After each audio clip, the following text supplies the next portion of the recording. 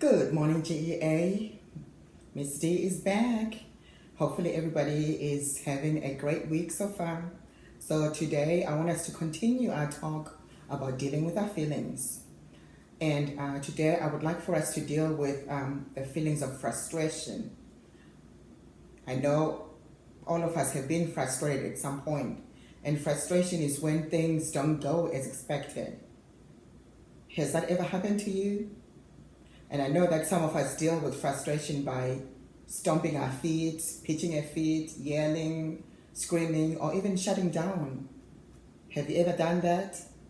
I'm sure some of you have. Has that worked out for you?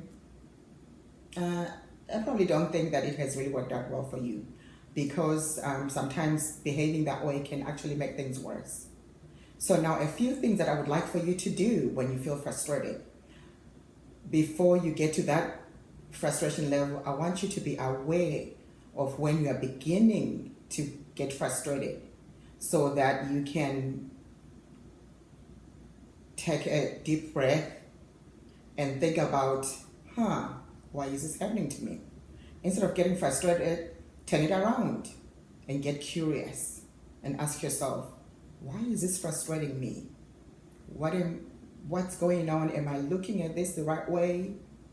Why is it making me feel this way? Just get curious. Instead of getting mad and upset, be curious, turn it around and see what all that is. And then once you get curious and you're asking yourself all these questions, that will give you time to calm down.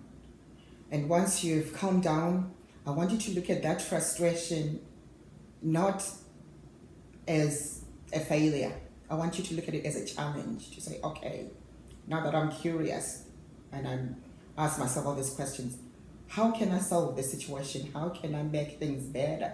How can I turn this around? So that instead of being frustrated, I'm using my thinking skills. I'm using my problem solving skills. Turning frustration into something good can be helpful, because that way you feel challenged, you feel like, you really have to figure out things.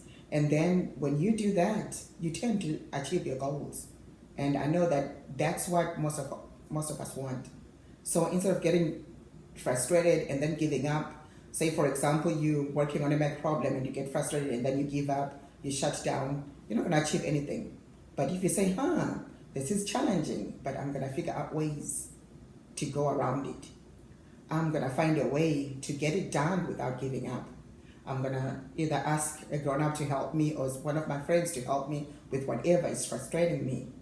Or I'm going to make it into a game to try and solve whatever the frustration is. Just turn it into a game, talk it out, play it, figure it out, and then so that you become successful in what you do.